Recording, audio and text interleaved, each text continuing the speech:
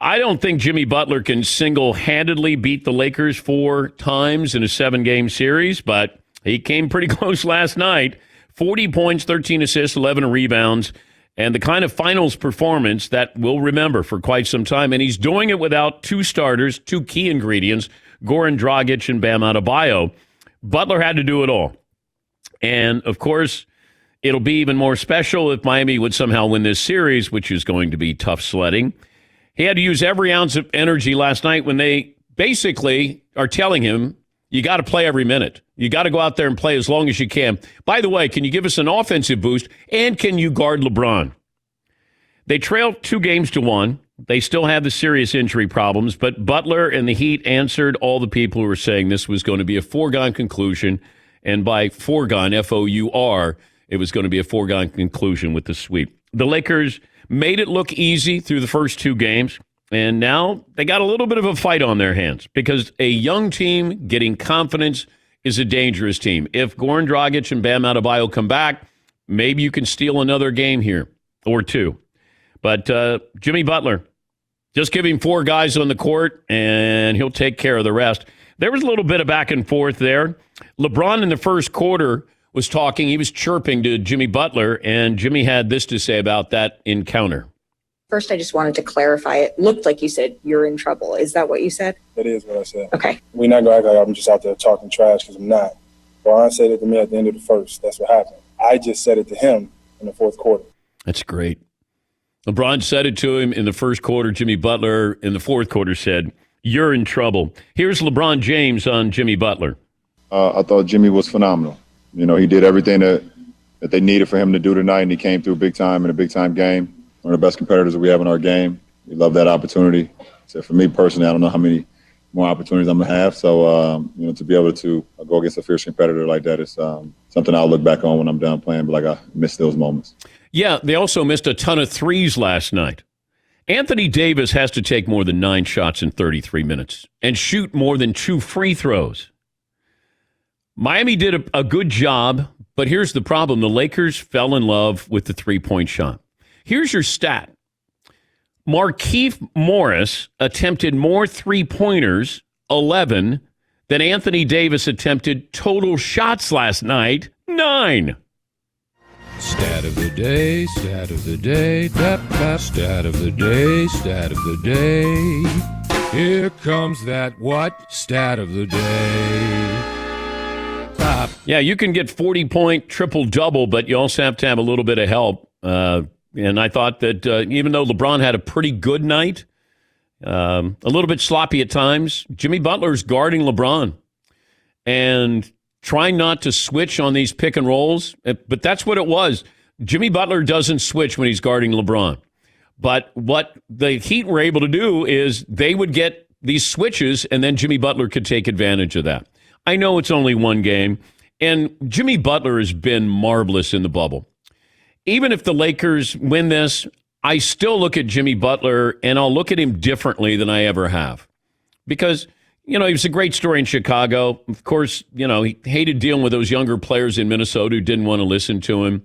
And here he has a team where they listen to him. They want to impress Jimmy Butler. And you saw that last night. I mean, Kelly Olynyk, Tyler Hero, those guys stepping up. It's an interesting roster that they put together here. But if Goran Dragic, you got to have Bam Adebayo there. But if you had Goran Dragic, then this can be extended to maybe 6 games, maybe 7.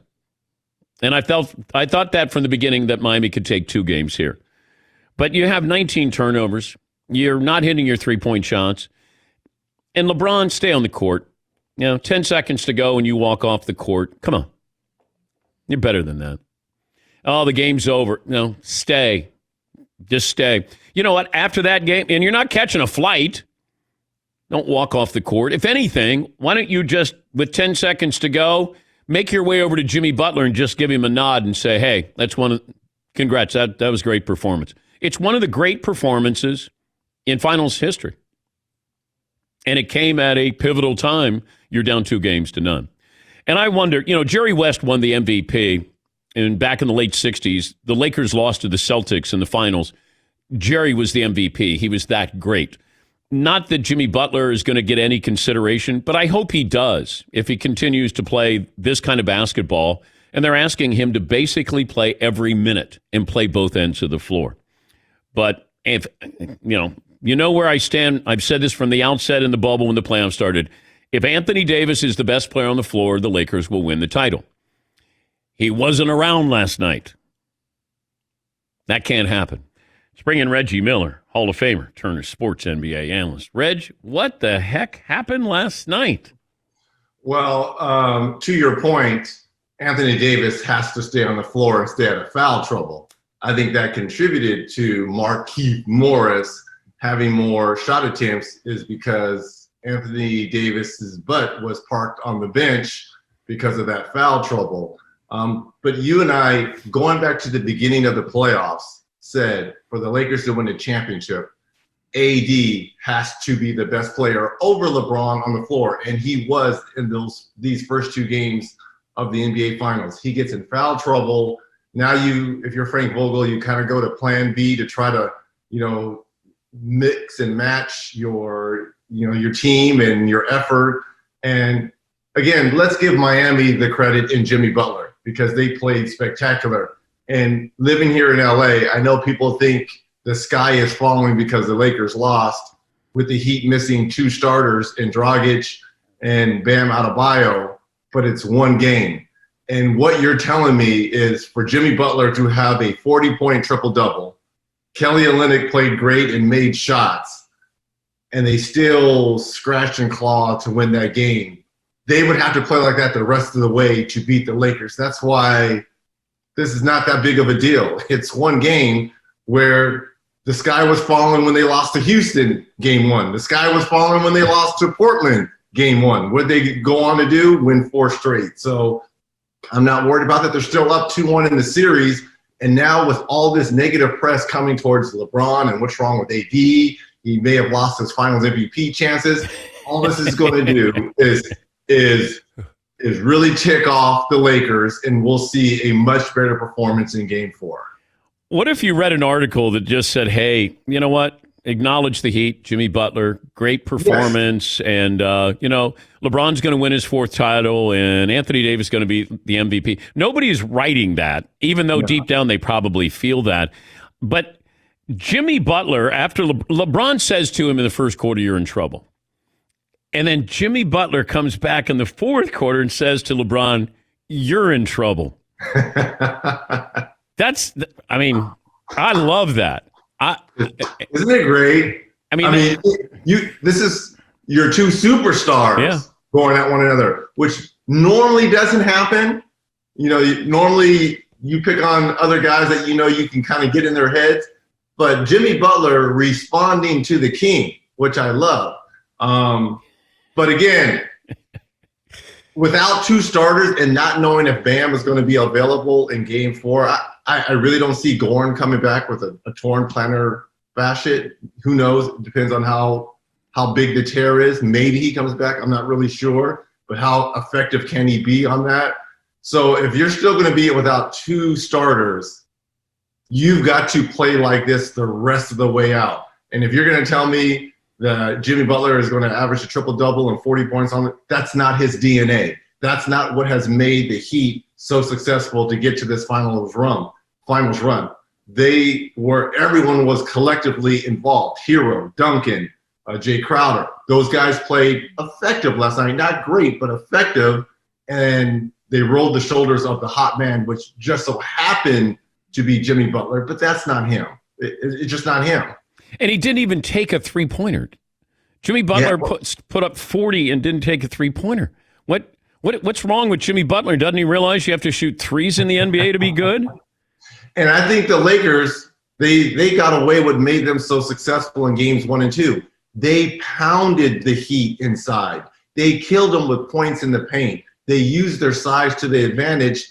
Last night, it was almost like they morphed into the Houston Rockets. Like they had to jack up a whole bunch of threes, and that's not their game. And you're right, Jimmy Butler. But if you look at his stats all season, he hasn't taken a lot of threes. He's not a great three-pointer shooter. He can make them, but he would much rather put pressure on you, on your interior defense, get fouled on those drives, and go to the free throw line.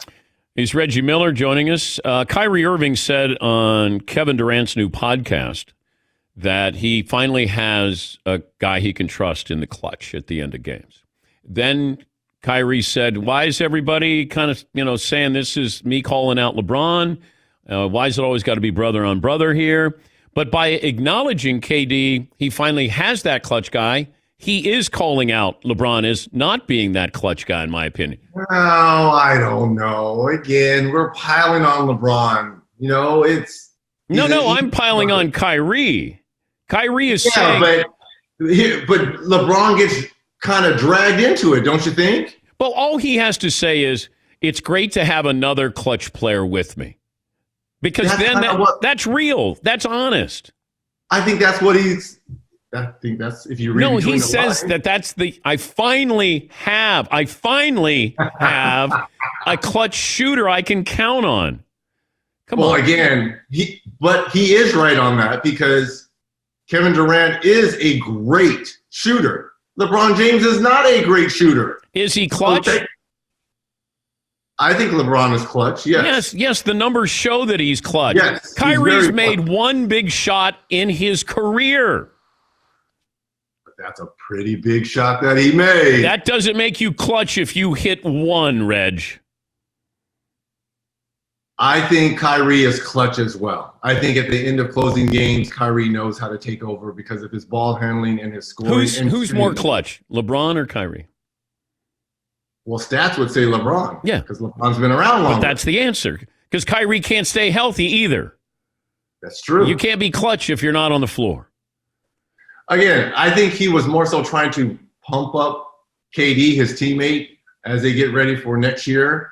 And I don't think he was trying to throw shade at LeBron, though it probably came off that way because, again, LeBron's an easy target and we're in the finals and it's all about what the Lakers will do or will not do. And I just think it was an easy target. And then Kyrie says that Steve Nash is not really the head coach, that sometimes Kyrie's going to be the head coach, and sometimes KD's going to be the head coach, but he didn't view Steve Nash as their head coach. Well, see, that's where I think they may run into problems because you still have young players on that team, Spencer Dinwiddie, Karis LeVert. So with that young coupled team and teammates, and you've got these established veterans who've won championships in KD and Kyrie, you hope it doesn't come off like we're running the organization here. We're going to be calling all the plays and you guys fall in line. I hope Steve Nash, look, I know it's a collaborative effort because I've helped a lot of my coaches along the way and certain things that are what's working on the court and what's not working on the court. But at the end of the day, you got to respect that's my coach. He's going to draw up what he feels is right for us, not me, for us to win and be successful. But those two, KD and Kyrie, may feel like they are running this team because they're the ones that signed off on Steve Nash becoming the head coach. So they do have power. A lot of it. And again, they have the rings to back it up. But I just think at times it can send a bad message if you're saying, yeah, I mean, he's the de facto coach, but really, we're going to be giving you your playing minutes. I mean, that's not going to be the case. Oh, I know what's happening. You're sticking up for Kyrie because he put you in the movie. And if they do a sequel to Uncle, I get it. Uncle Drew too. Yeah. The Return of Lights. Yeah. I get it. No, stop that. Is there going to be a sequel to Uncle Drew? No, because there's no way I'm going to sit in that chair for 4.5 hours for makeup ever again. Because normally you sit in there for 3 hours. I moved it up to scare the producers from calling me and saying I'm not going to be sitting in a chair for 4 hours. Though that movie will go down as a classic. Some of the lines in there are hilarious. And I appreciate all you guys coming to the premiere as well. And that's where KD sat right behind us. Behind us. KD's not even in the movie. And oh boy, when I'm with the Danettes and I went, something's up here. Right? He came as a guest of Kyrie. Yes. Why didn't we put it together then? We did. We just had nobody who would listen to us. We're like, whoa, KD coming for Kyrie? Doc going to the 76ers. What do you think? I think if I'm Joel Embiid and Ben Simmons, I better get my act straight, right? No more deflecting that it's Coach Brown and his fault. I got to look at myself in the mirror and get my game in order. And you were already expected to win and compete in the Eastern Conference, which you laid a dud at the restart. So now the pressure is on my 2 stars. It just feels like it's a younger version of the Clippers. They still need some help. They need some outside shooting. Yeah, but where do we find outside? Everybody goes, yeah, we could use some outside shooting. Yeah, I don't know. Look, you still have Harris, who I think is a capable shooter at times and scorer, Tobias Harris. They have Matisse Thybulle, the young player out of Washington. But other than that, they have no bench. And they got Al Horford still. Their starting 5 is decent. It's good. They can compete with you. It's when they go to the bench. Yeah. And who knows, maybe Doc, and along with Elton Brand, who's the general manager, they can kind of revamp that bench area. But look, I was upset to see Doc leave the Clippers. I thought he should have remained there and gave it another go. But changes are all around us every day. So you're calling for the Lakers to take the next 2 and then it's over?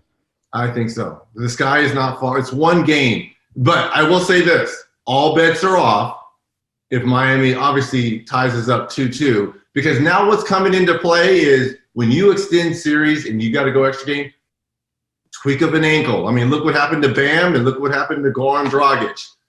You know, someone can go down on the Lakers and it just changes the complexity of a series.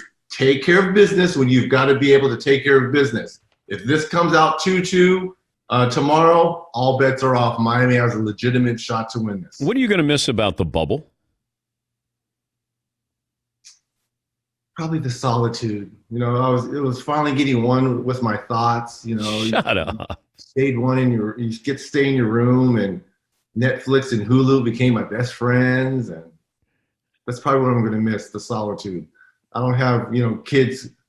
Kids, be quiet! I don't have any of that.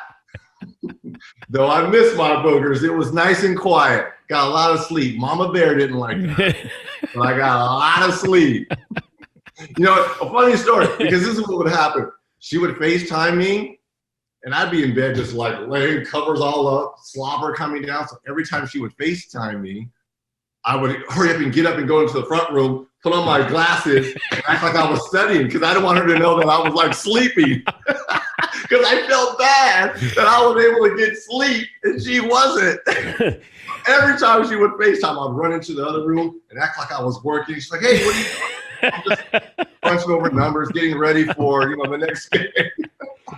I remember being at the NBA Finals, and you're on the road for like 3 weeks, and whenever I would call in to my wife, and we had 4 kids under the age of 7, so I always, I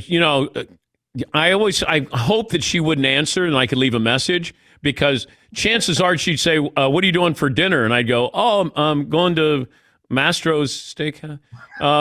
I'm going out, and then I'd say, well, what are you having? We're having leftovers, Chef Boyardee, SpaghettiOs, and I'd be like, bad, right? Oh, I felt horrible. Oh, I feel so bad. Like, what do you have? I'm gonna go get a filet mignon. Yeah. I felt bad, so I said that once, and I was like, what are you doing? We're gonna DoorDash. We're DoorDashing. I'm like Uber Eats. Yeah. Oh yeah.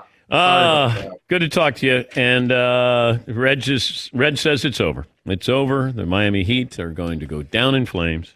Again, but let me just say, at the start of this, who did I pick to win in 7? The Heat. But without 2 starters and not knowing if Bam's going to be effective in Game 4, this is too much for Jimmy. As great as he was, phenomenal. Love you, Jimmy. Uncle Jimmy, as we call him in our household. It's too much to bear unless Miami goes crazy from the 3-point line. If they can average 16, 17 threes a game, they can make it a series. Thank you, Reg. You're the best, Theodore. Dan X, I love y'all.